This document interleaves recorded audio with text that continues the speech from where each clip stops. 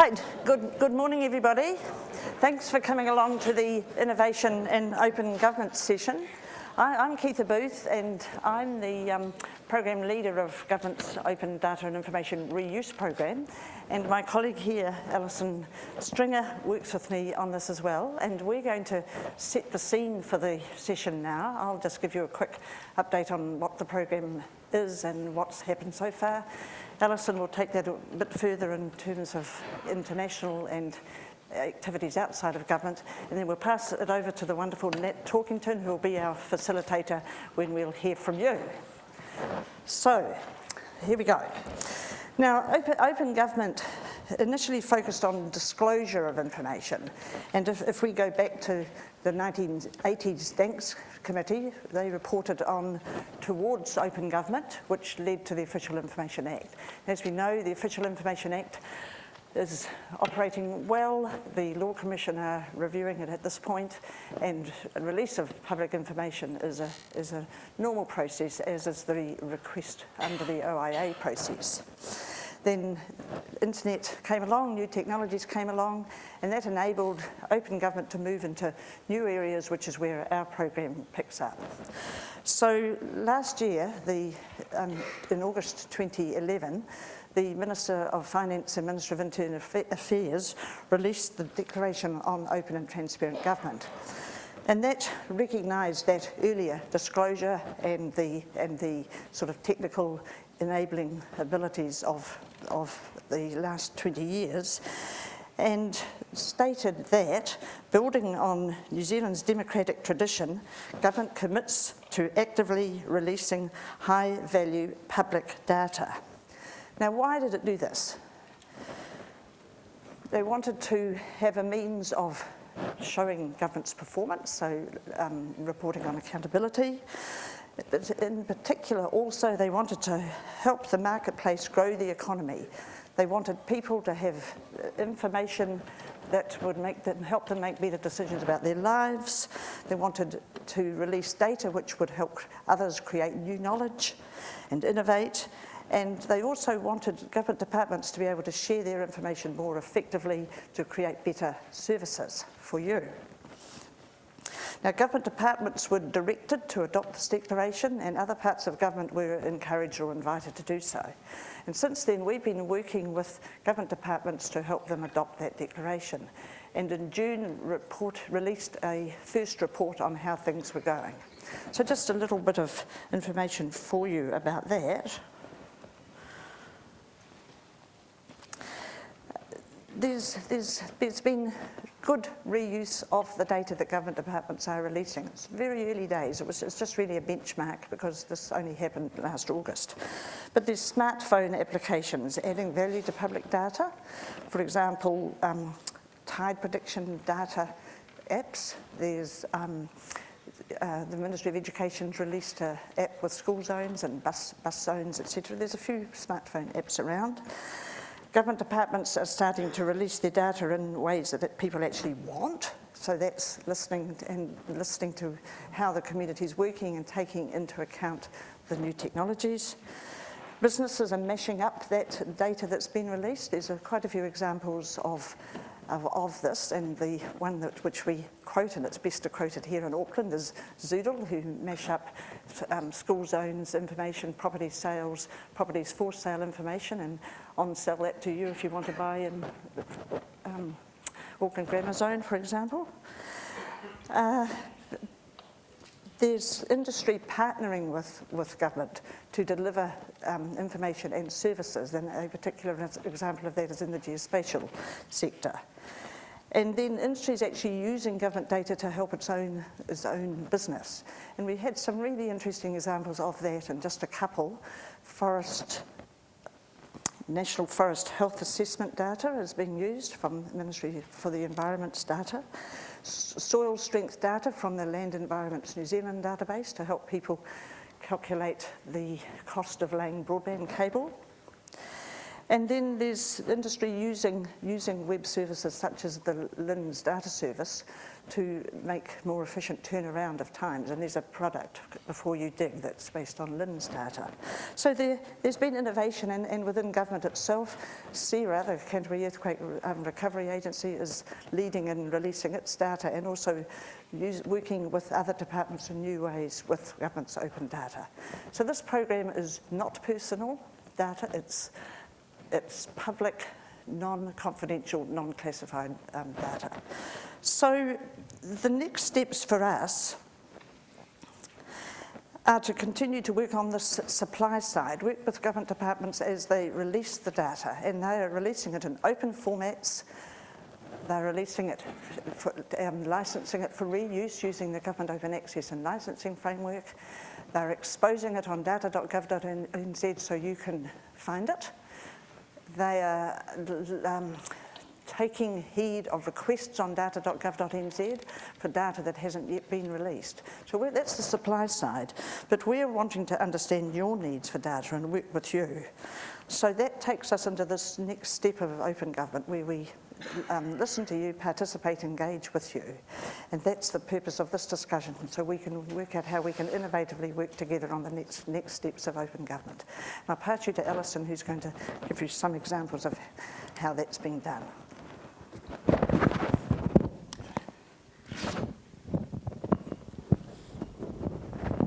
Kia ora tātou. Can you all hear me? Thank you. Thanks for joining us today. So I'm just going to, thanks for the introduction and the information, Keitha. I'm just going to take us back to the session brief, which is partnering to foster innovation. So this can be partnering with the private sector or NGOs or communities, and also working with civil society to design and deliver services. So there's a lot of theoretical things I could talk about in this area, but I promised Nat I wouldn't talk about theoretical frames. So we're very much wanting to focus on the practical today. So really this comes back to how can we work together to solve problems, do things better, faster, cheaper, for people and businesses to get what they want, and communities and citizens, NGOs, to get what they need from government. So one example that I've been thinking about recently, often policy people in particular in government think about the intervention when they're designing programs. So how would our programs look different if we thought about the services and looked at a service design point of view? Another thing that does work particularly well, we've found, is actually telling the stories of what works and indeed what doesn't work. So that's what we're going to start doing in a moment when I hand over to Nat. Just wanted to mention one example, which I think is, and they're working incredibly well at the moment, the San Francisco City and County Government. They have a CIO who is a Chief Innovation Officer. They actually have an innovation office. So they've released government data, and a lot of their city data under open formats and licenses. And they're also working with their local tech sector to actually bring the civil society voice together with the city officials to solve their own problems. And I think I've managed to hand over all my other examples I was going to talk about to the actual people who are doing the work. So now I'm going to hand over to Nat to run the discussion. Oh, yes. Oh, and just behind you, sorry, I knew I'd do that to you, Nat. These are some of the links to our program. So please look at them. Happy to sell you a link shortener. Just go to ict.gov.nz. Open data. Fantastic. So I wear a bunch of hats regularly in my life, but all I'm wearing today, other than the clothes you see, is the hat of moderator. I'm not here wielding any particular opinions or views. I thought the first thing we should do, though, you want to run down and be the scribe? Brilliant. Would be to find out what experience there is in the room of people either providing open data or consuming it, because I'm very keen to hear actual stories of use. So please indicate. In house searching, Zoodle and GIS Viewer are just huge tools that I use. They're totally essential to buying house content. the gentleman behind Zoodle says, why, gosh, thank you very much. So there are microphones running around. So that the first one was Zoodle and GIS Viewer in hunting for houses. Anybody else who's used open data, consumed it, or has released it? We have microphones, I guess, no, Peter, were you? Yes, you were. And down here as well. I guess in my own small way, I've used the LINS data available for, I have a little UAV, not a UAV, autonomous boat.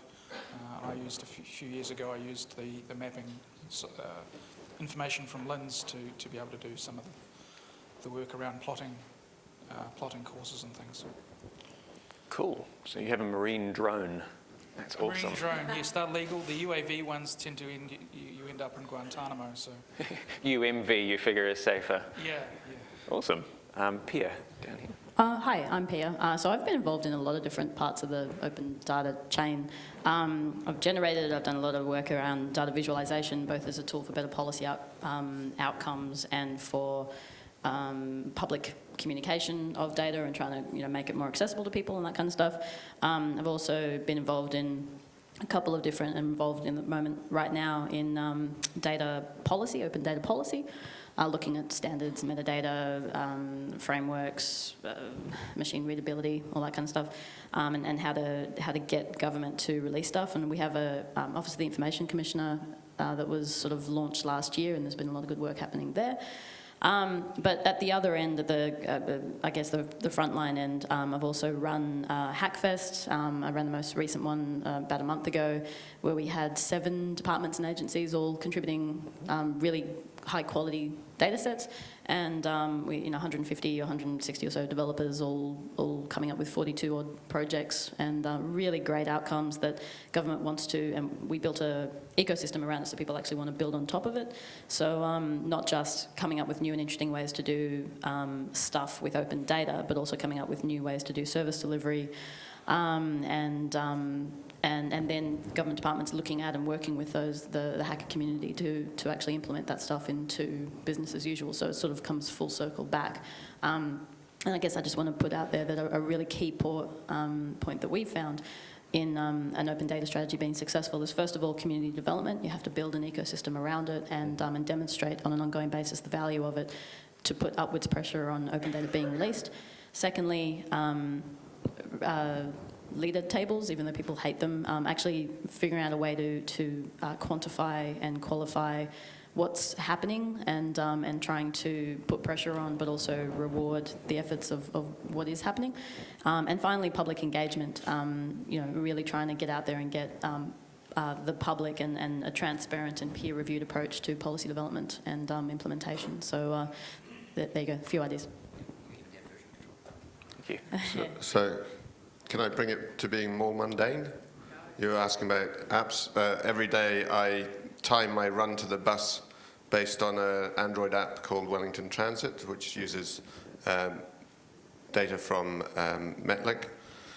And like pretty much every other sailor in New Zealand, I use also phone apps, one called Wind Guru, another called Wind Finder, which use weather data to determine whether I'm going to bother going down to the boat club.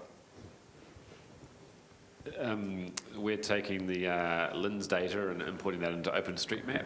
So there's going to be a viable alternative to Google Maps or the other commercial providers for providing base level maps of New Zealand. We did the Chatham Islands a long time ago. We've finally got resources to build the merge tools to get the mainland done.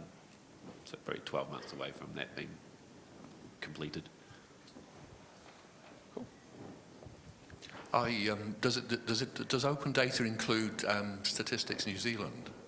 Yes, I've been rooting around a little bit in their economic data. I'm finding it difficult sorting out what they mean, really, as an experience.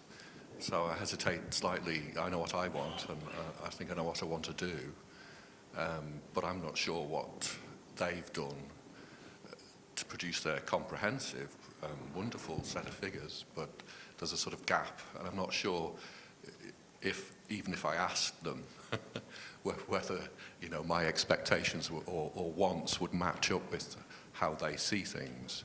So that's been so I'm a bit hesitant really in declaring anything very much on the basis of what I'd like to find out. That's a very sort of general sort of way of putting it, but that's the experience. So you're saying go ask them, is that right, Keitha? Yeah.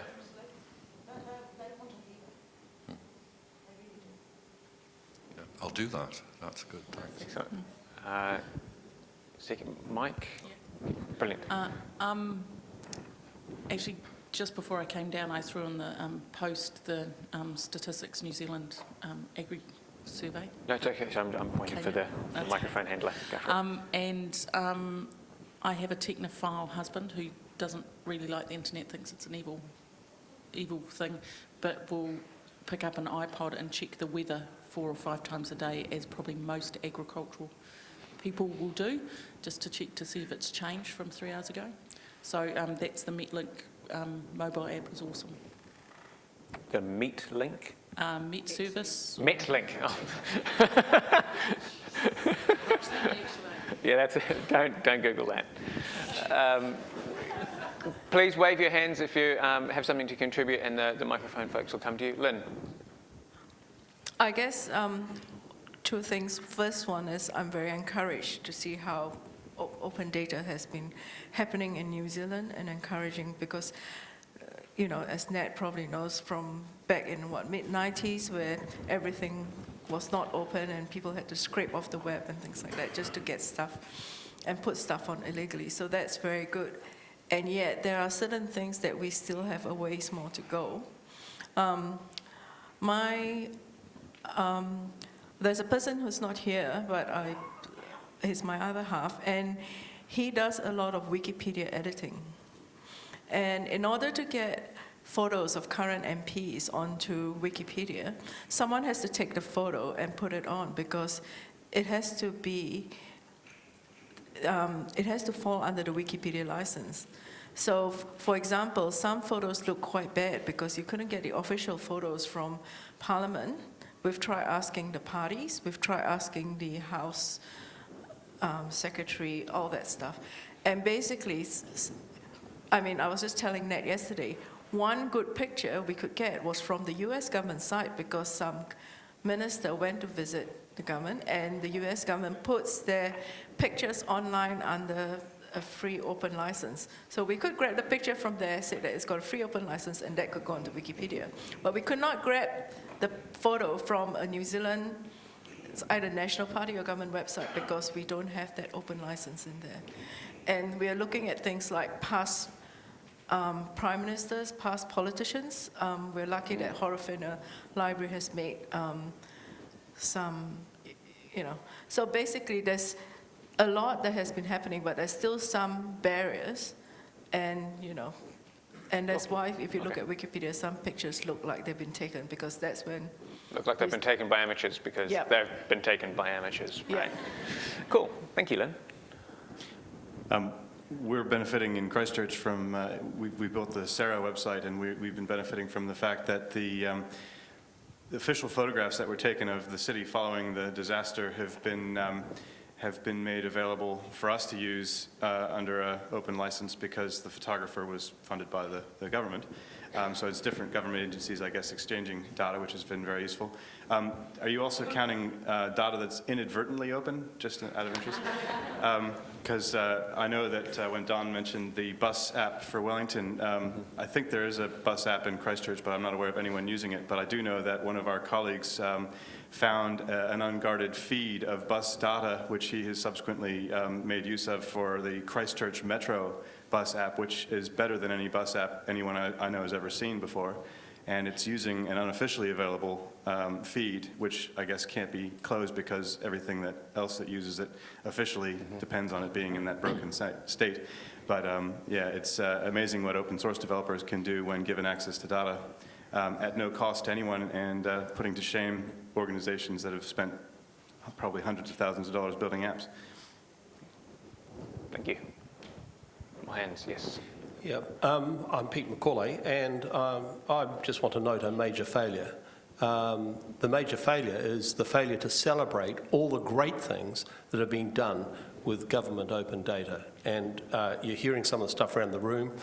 This is a tiny section of the stuff that's going on. And I just feel that we need to do something to really celebrate. I just, as a result today, I was just sitting here thinking about all the different things I use which use data from government. And I'm amazed just the things I consider, and there's a lot more out there. Let's celebrate them. Thank you. Thank you very much for that. It's great to hear. We are interested in any stories of how people are using government data, because we actually find it's quite difficult to find out about these.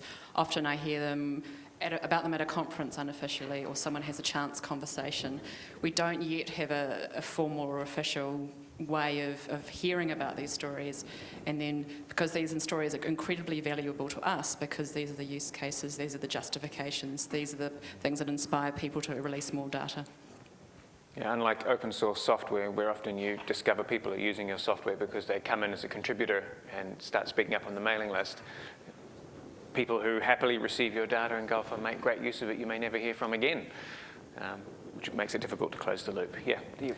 I was just going to give a couple of quick examples of innovation following on from exciting speeches this morning. The MSI R&D funding data is available, and I know of a lot of companies who look at that to see what is being funded and the types of projects that are going to be supported. And another one I just wanted to mention was Mix and Mash, the Digital NZ initiative, which was used by a lot of students I know to practice mashing up data and turning them into useful apps. So that was pretty awesome too. Over here.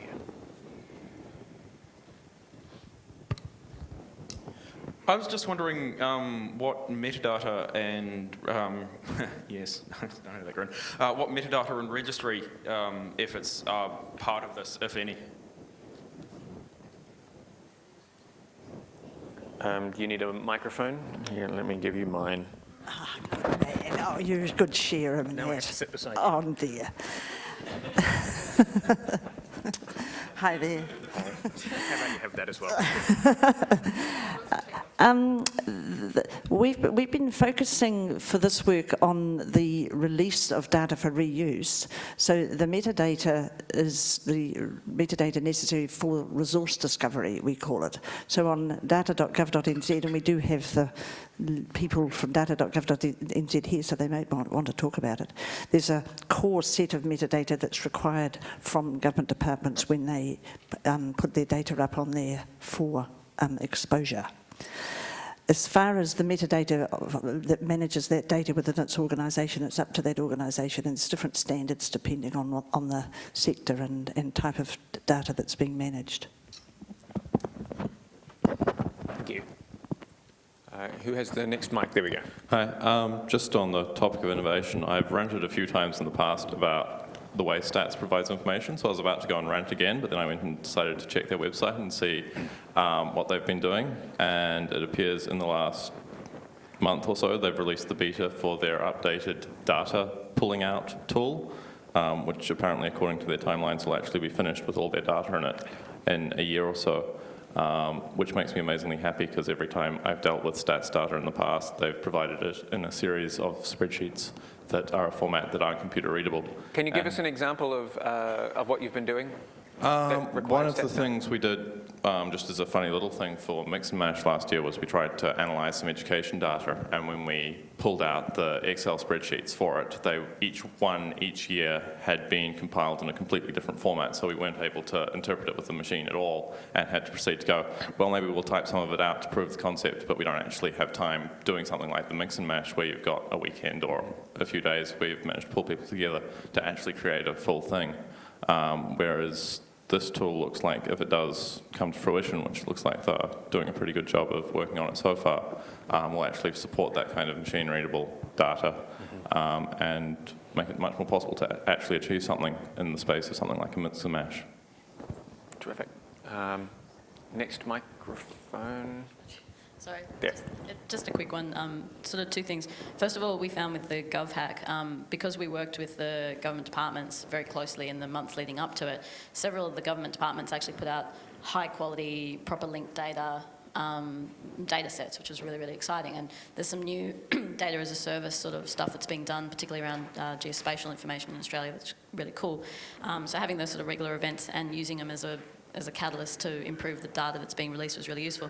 But I also just wanted to mention the alternative approach that I'm working with one of the state governments over there on at the moment, which is really, really cool, and it deals with metadata, and it deals with consistency, and it deals with all kinds of stuff. It's basically a project where it's kind of like a huge software interface project where we, as the agency that are hosting the data service, write ways to plug into the data sets within the government department. So if they've got an Oracle database or Excel spreadsheets or whatever the format is that they're using, and in some cases it's quite basic, we write effectively APIs, as basic or as complex as they may be, that interface with their data, that understand what's private, what's not private, and all that kind of stuff, and then exposes that data in a consistent format to the user. So then the user can either play with it, look at it, can download it in whatever format is useful to them, so it actually transcodes the data into a useful format, provides all the metadata, all that kind of stuff, but also has the visualization and mapping tools so that people who are not hackers or statisticians can actually interface and overlay different data sets in a useful way to get some analysis and some understanding.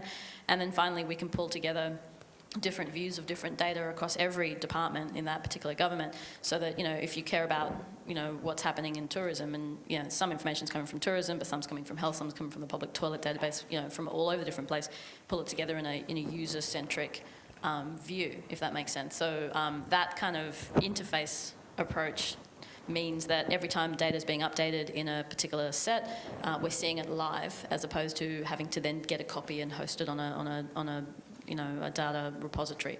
So it's a different approach, and I think it's going to be quite revolutionary. It's coming out over the next month, so it might be worth checking out. Chris, did you want to talk about mix and mash by any chance?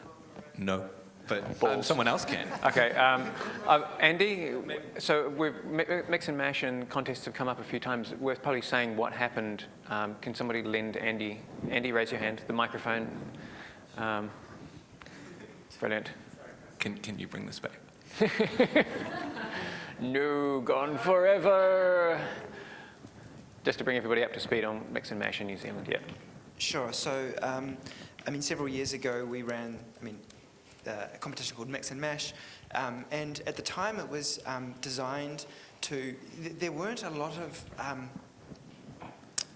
very good examples in New Zealand of mashups and remixes using New Zealand data and content.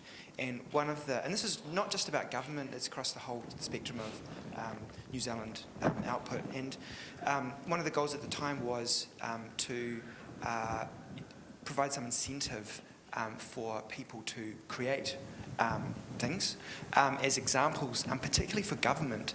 So for those of us working within government, it's really quite hard to work with agencies and talk about releasing data, and they would go, well, why? And you would look for something, you want to point to something, say, well, look, this is the kind of thing that you can do, but there wasn't really anything. So that was kind of the genesis of the competition. It was run over, there were two competitions over subsequent years, and there were probably more than 100 applications, mashups that were created that are all still online today. Well, in fact, some of them, not online. As sometimes happens with apps. So if you go to mixandmash.org, there's a lot of information. This year, we're taking a break from actually running a competition ourselves, but I think what we're seeing is that there are a lot of other competitions and hack events that are popping up.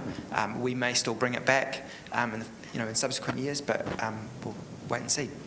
Yeah, there's an interesting model out there with Kaggle and XPRIZE kind of ideas of let's, rather than open up a whole lot of data and say, go forth and build, and the most impressive thing that you build will reward, instead set a specific task or challenge. Netflix had a improve our recommendations algorithm challenge that ran for a long time with a very sizable prize.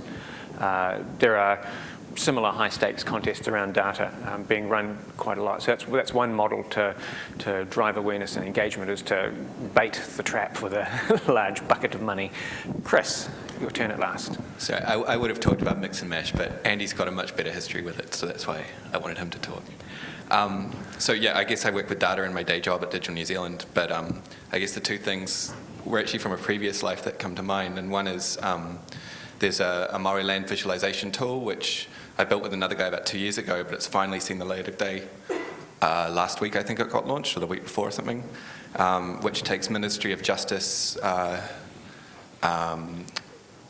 joint land boundaries for the Māori land blocks and mashes them up with the land use capability maps and various soil maps. And so for any given Māori land block in New Zealand, you can see the land use capability of that block with charts and maps and graphs and so on. The other thing is actually, again, within that same Crown Research Institute, trying to talk to the decision makers inside that agency about, this is several years ago, about why to open up data. And there were all sorts of people giving like really, really good reasons, and which I'm sure were the reasons that people were convinced.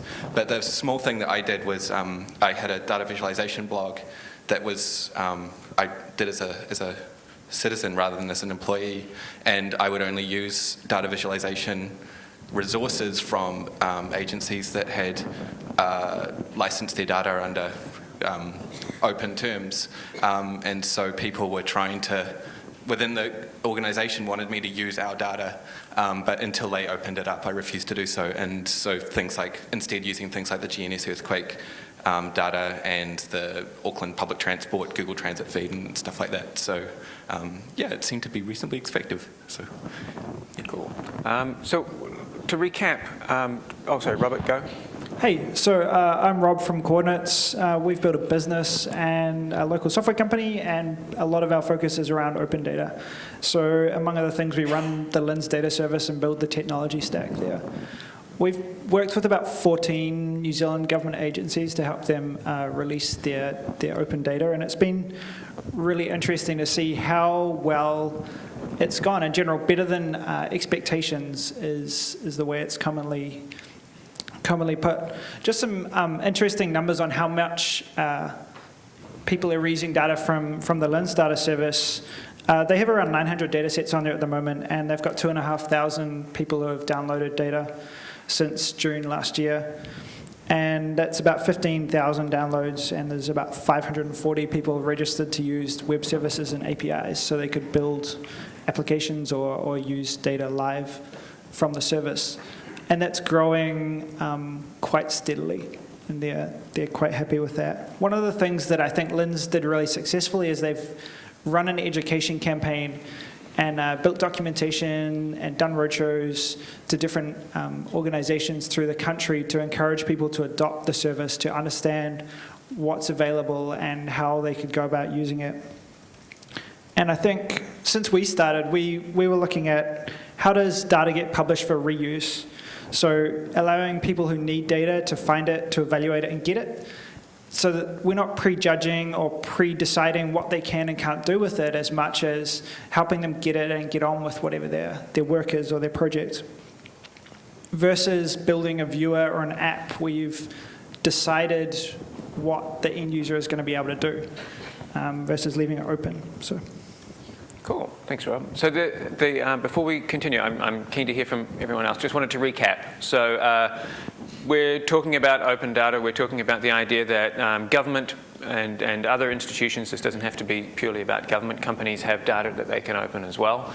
Organizations have data that are generated as part of their business operations, the knowledge that they have, that could be useful to third parties. And presently, without any concept of open data, there's a high transaction cost in terms of time, sometimes in terms of money for getting access to these things, that serves to lower the rate of innovation rather than raise it.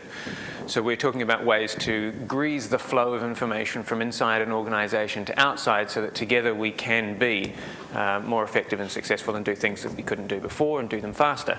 So we're hearing success stories. I'm happy to open the floor, not just to more success stories, please, I want to hear them, what you've been doing. Also, when you've been thwarted, as we heard with the photographs for Wikipedia. And if you have questions for those people who have experience providing and using data, keen to hear those questions and have them answered as well. Let's open up to be more interactive if you wish. So holy shit, there go the hands. Good luck, microphone folks. Andy, shoot. Okay, Andy Linton. I've been doing some work for Internet New Zealand over the last couple of months on work on network measurement. And just want to talk a little bit about a source of data that potentially is coming on stream. So at the Intact Day on Tuesday, RIANZ in conjunction with Google announced the New Zealand broadband testing system. Now, so what? There's plenty of them out there. You can go and do speed tests and so on. The interesting thing about this one is that when you run your tests on it, the URL is nzbt.org.nz. Some people have said they have trouble using it in here. I'm getting 15 megabits a second on it, so it looks pretty good to me. The interesting thing about this is, as well as seeing your individual results, all the data that is going into that speed test will be available as an open data set. So you'll be able to go in and retrieve that data. So here's a chance for us to do some crowdsourcing. We all go and run the tests. They begin to see what's going on the speed in the network, and not only get individual marks that say, well, my test seems to be quite good, but here's what's happening across the whole country. And the other piece of that is we're trying to pull together other sources of that sort of data. So if that's sort of useful to people, to be able to say, you know, how do I get from here to here? What happens on the network and so on? Mm-hmm. There's a bunch of data there. That NZBT stuff will have geographic data saying this was a test done from the Kapiti Coast or wherever. And I commend RIANZ for stepping up to the plate, and I'm counting them as a government department in this sort of sense, you know, or a government agency for doing this work. I think it's fantastic. I look forward to Chris taking that and mashing it up with the Maori land boundaries and seeing how the data quality as opposed to the soil quality looks. There was another microphone somewhere? Yep. My name is Michael. I'm from a small company called 8IQ, and all of our work is currently overseas, but just to share maybe some international examples. We're doing some work with the Red Cross, and although I can't speak on behalf of the Red Cross, there's some interesting work for doing resource mapping and overlaying that with some international data about risks, vulnerabilities, also population and climate. We're actually rolling this out throughout the Asia Pacific and has had initial meetings with New Zealand Red Cross. So once they start looking at data, I'm really actually excited about being able to come and speak to many of you about what data there is available for them to use. We've also done some work in Nepal looking at their climate data and overlaying that with modelled climate data for downscale modelled climate data so they can see in individual areas what the changes are going to be with different climate models. I can probably also speak on behalf of Data Without Borders, which is a group that has just really kicked off in Wellington, and I'm involved in that.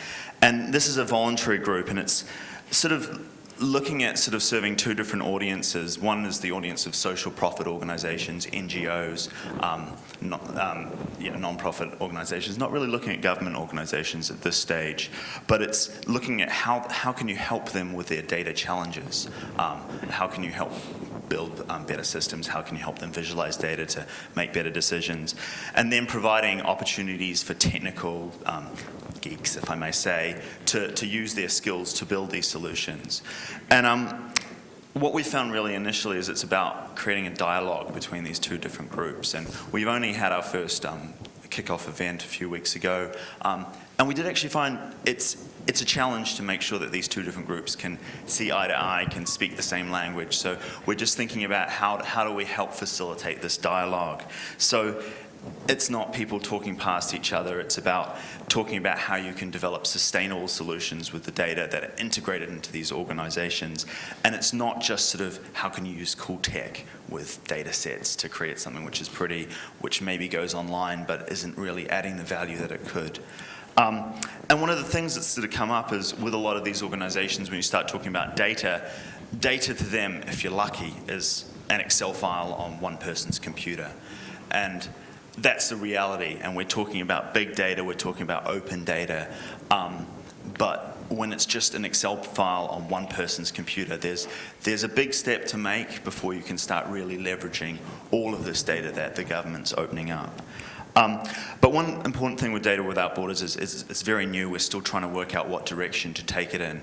And I think at this stage we're not really trying to do the hackathon, the mix and mash type event where it's getting sort of a group of people together and developing solutions. It might evolve into that, but we see that there's already a lot of groups that are in that space already. So what we're hoping is to create well-defined sort of what's the challenge, defining what the problem is in a way that technical people can understand and can actually build a solution. Is there a way that people can help? Oh, there's a link. Great. Awesome. Yeah. Need to move on to the next one. Awesome. At the back, I thought it was. No. What's happening? There we go. Thanks, Nat.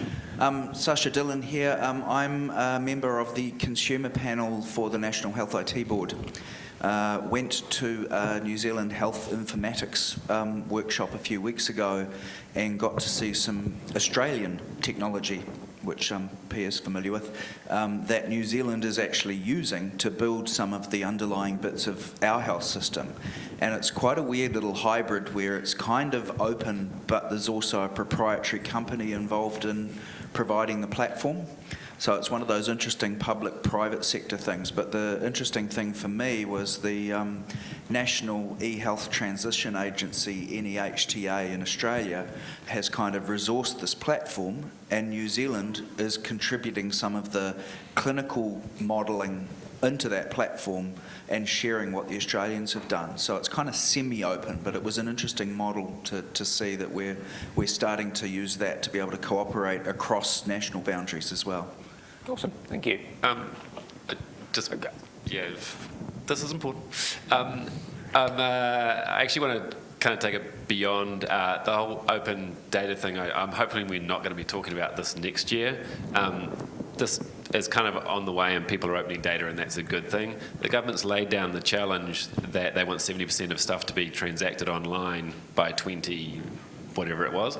I think that the next stage of this is government as a platform, and I think we're going to really need to make sure that the government opens up their services as APIs rather than trying to build all of these services online. So we need the Companies Office and IRD and every single one of these services to be built as an API so that we can make businesses more efficient by tying them together rather than the government having to do it themselves. So, Rod Drury made summarised that beautifully when he said that government should be building web services, not websites. Yeah, so I think we've.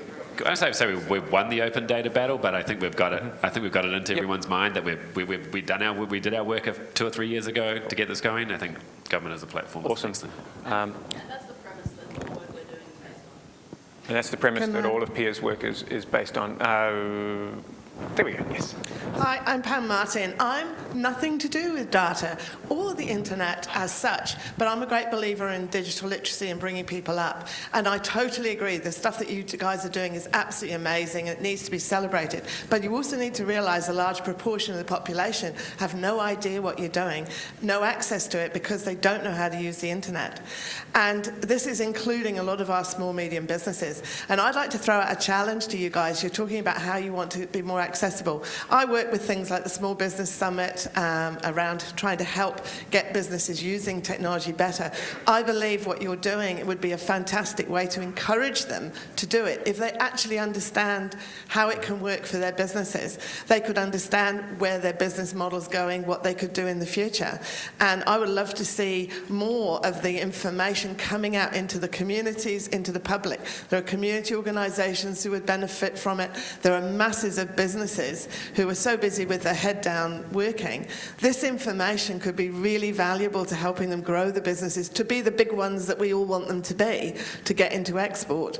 And I'm a connector. I love connecting people. And I would love to connect some of you guys with real businesses who need to learn about this. And this could encourage them then to take advantage of the wonderful stuff happening on the internet. But it's really important we recognise that having everything at the top you've also got to disseminate it down and really let the population get the benefit of it, especially around business. So anyone who wants to talk to me, I'll be around afterwards. And what I'll hope is that when the session ends, we'll, please do speak to Keitha afterwards, but when the session ends, those of you who want to exchange business cards, meet the people who have been speaking, continue the conversation, find the people who are going to help you take things forward, find the synergies, that's the one, baby, find those synergies. And going forward, yeah, platform, all that stuff, all that crap, come up to the front and make that happen as those who need to rush to the next session rush. Andy, I love hearing from Andy again and from Chris again, I'm sure, but I'm conscious that there are people who have not already spoken and I'd love to hear from. So Andy, say what you have to say and then let's move on. Sure, I was just going to respond a little bit to Glenn's comment about the battle being won. I'm not quite sure. The point I wanted to make is that a lot of the data we're getting is pre-processed. It's packaged up from organisations, and actually I want to see the raw data. I want the raw economic data so that I can do my own interpretation of that. I mean, it's valuable where we are, but there are, there's petabytes of raw data. So in the era of big data, it's great to get stuff that's packaged up, and I'm not complaining about that. But there's just a whole lot more that we should be able to get access to. Quick response from Pierre. Can I perhaps have a go at drawing some of these threads together? Firstly, I think it's really important to remember that this has gone from an activist movement to core government policy in 3 years. And that's a huge thing. That's a huge accomplishment. To pick up on what Glenn was saying, the battle perhaps is won in terms of the persuading agencies to release data. That's now core government policy and it's required. There's still lots of work to do in terms of enabling them to release data well and in a way that's useful and helpful. So there's some work to do that's not very sexy.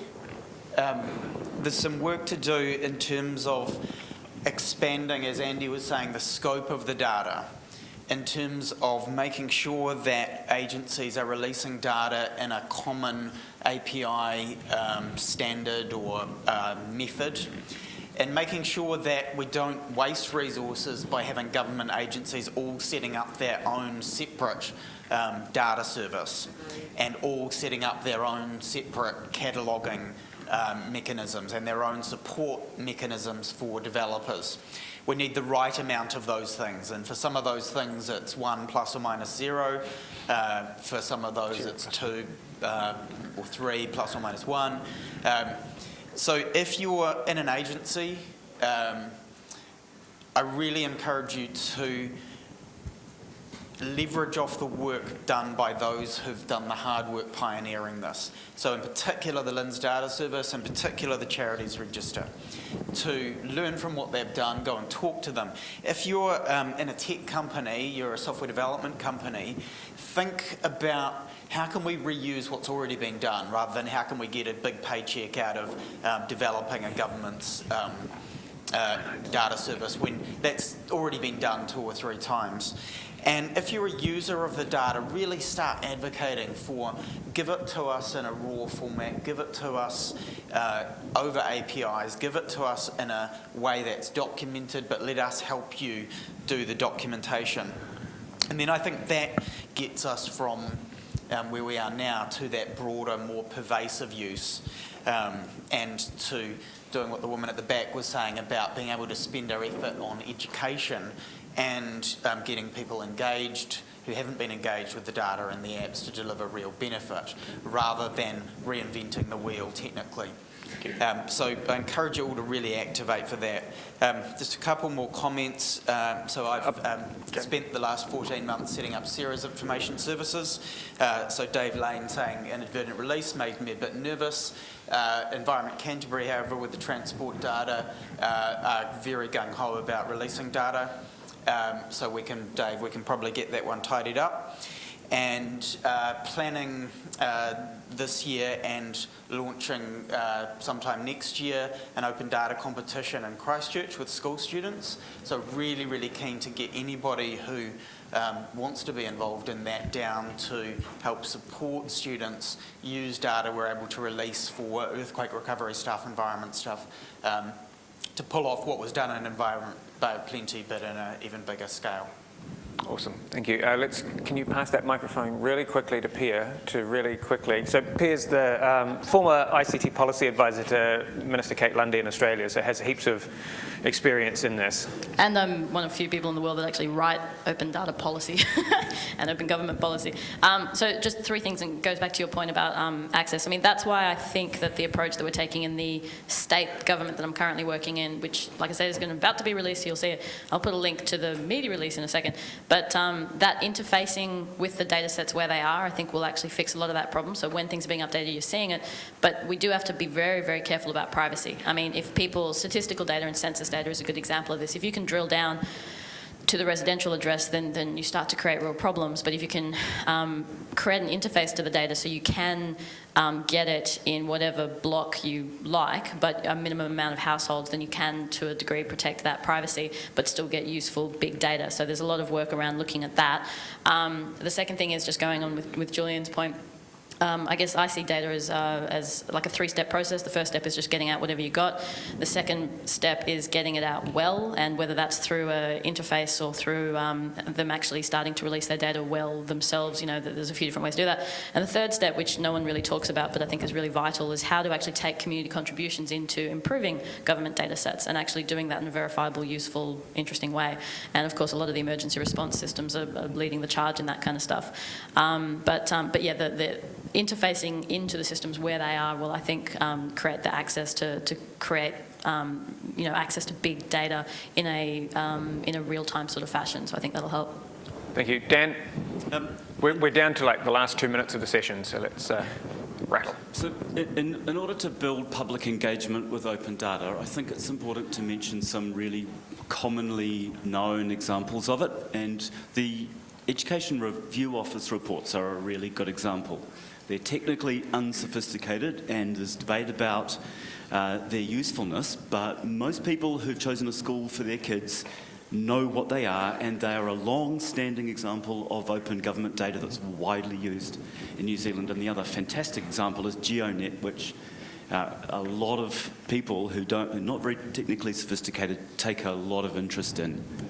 Yeah, the interesting thing with ERA reports is that they are formative assessment, not summative. So the idea is not to decide that a school is a passing or a failing school and give it a mark out of 10, which is a nice piece of data that you could extract and make uniform across all of the schools. But instead it is experts going in to say, all right, let's see how your school's running, where could it be better, what are you doing that's great? And coming up with those kinds of assessments to help the school know where they stand in relationship to other schools and where they could be. Interesting take on data. I'm sorry, Lynn, you've already had a chat. Can I just reiterate the comment about, sorry, this sounds completely like a geek fest to someone like me who considers the internet and all these things just like my car. I know how to drive it. It helps me do my business, but actually I don't care what goes on behind it. And actually, no disrespect, but that's where the growth will come in New Zealand, and I take up the point. You need to get your asses out and meet the people that will use that data, because there are some small businesses that don't even know how smart internet banking is nowadays. They don't know they can do things on a smartphone because they're still on the CDMA network. Those are the people where you could increase their turnover by 2 or 3%, and they'll pay you for that. But that will be a really good insight, because those companies are coming through and they will be the next Gallaghers and the next Weta Workshops in New Zealand's economy. John, do you have anything that you can tell us about? No, you don't. Offline, fantastic. In the back, last comment, I think. Thank you. Hi there. This is just a really quick one, but when folk are looking at policy for quality of data, I think accessibility is something else that needs to be in there. And there's a lot of stuff out there about making websites accessible, but actually making data accessible is a different game altogether. I think it all ties in with the other quality issues people are talking about. If you have it well organised, then it's likely to be accessible. But I just wanted to drop that into the mix. Just in there. So, thank you. Can I ask a quick question? What about local government data? We're talking about We've talked a lot about central government. Local government, so central government's actually got its, I'm terrified to find myself in this position, saying this, got its act together pretty well here. And local government remains 20 whatever they are, 40 whatever they are, councils, all in various states of readiness and competence. Most of them view the core operations of council as being sewage and roading, and the rest of it is all sort of incidental and peripheral and gets handled by comms people in a webs team who contract out a lot of stuff. Not quite true, but it's pretty variable. Oh shit, I'm being corrected. Yes, madam. That is true. They do deal with sewage and roading. However, there's some real stars out there. There's the Wellington City Council, Northern Regional Council, Environment, Canterbury, Waikato, Bobplas, quite a lot.